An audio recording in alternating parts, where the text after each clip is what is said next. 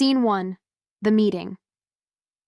The writer sits slumped at their desk in a room filled with half-finished drafts and crumpled sheets of paper. A single flickering lamp casts long shadows as they mutter to themselves, "Why can't I create something epic? Something that feels timeless?" Suddenly, Calliope materializes in a shimmering golden light, her presence filling the room with an aura of creativity. She introduces herself as the Muse of epic poetry, here to guide the writer through their creative struggle. Initially, the writer is overwhelmed by her grandeur and starts questioning if they were even worthy of such divine intervention. Calliope encourages them, reminding them that every great storyteller once doubted their abilities. As she outlines lofty ideas of heroism and tragedy, the writer begins to realize they lack the depth to bring these visions to life. Defeated, they confess, "I don't even know where to start. How can I make it feel real?" Calliope pauses, then calls for her sister Cleo with a knowing smile, saying, "What we need is a touch of history." Scene 2. Divine Collaboration.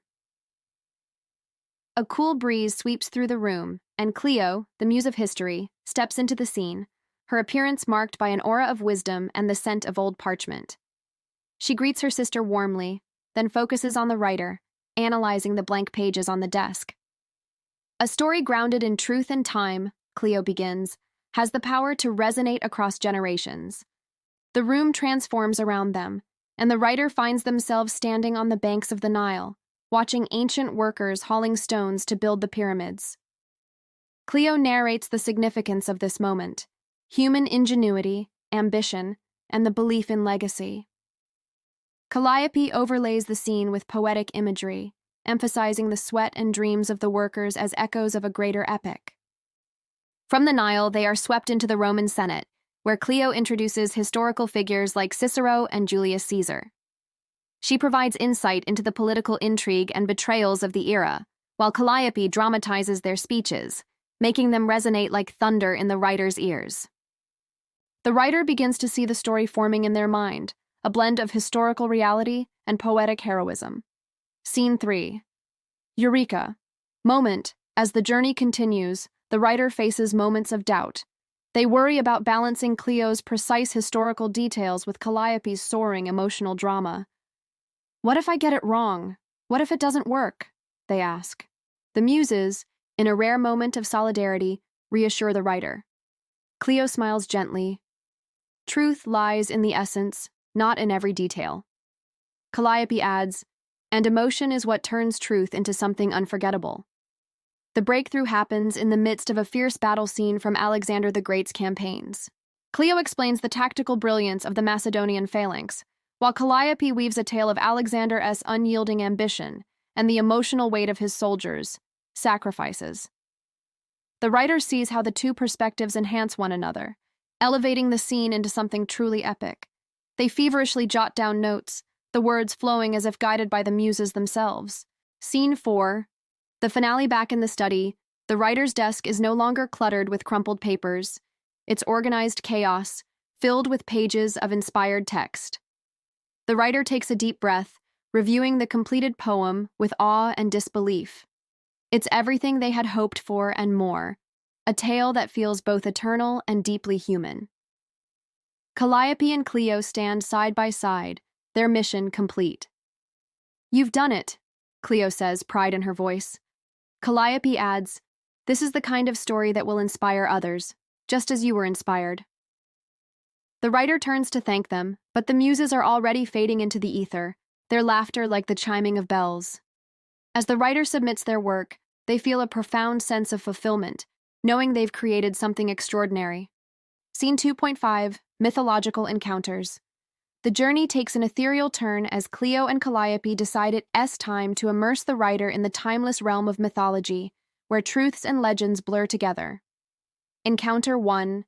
Pan in Arcadia. The trio steps into a dense, twilight-draped forest in Arcadia. The air is heavy with the scent of pine and earth, and faint melodies of a flute ripple through the mist. Pan emerges, his goat legs stepping nimbly over roots, his eyes gleaming with mischief. "Who dares trespass in my domain?" he grins, though his tone is more playful than threatening. Calliope introduces the writer, and Pan chuckles. "Another mortal chasing stories? Perhaps what you need is chaos. He plays a haunting tune on his flute, and the forest comes alive. Trees sway as if dancing, shadows twist into fantastical shapes. Pan speaks of the wild, untamed aspects of human nature. Heroes are not perfect. They are raw, unpredictable, wild like the wind. Write not just of their triumphs, but of their flaws, he advises. The writer watches, mesmerized, as Pan disappears into the mist, leaving only the echoes of his melody. Encounter. Athena on Olympus. The scene shifts to the brilliant, sunlit heights of Mount Olympus. The writer finds themselves standing in a marble courtyard surrounded by towering columns, the clouds swirling beneath their feet. Athena steps forward, her golden armor gleaming, her gaze sharp and commanding. "A writer," she muses, "you must understand that every epic is a battle. The pen is no less a weapon than the spear." She demonstrates, conjuring visions of the Trojan War, not as myth, but as a vivid and visceral reality. Soldiers march, their faces etched with determination and fear. Athena shares strategies and decisions that turn the tide of war, speaking not just of courage, but also wisdom. Clio adds historical context, detailing how myths have been shaped by real events. Calliope, inspired by Athena's resolve, encourages the writer to make their heroes' victories hard-won. Athena's parting words echo. Strength of heart and mind combined creates enduring legacies. Encounter 3.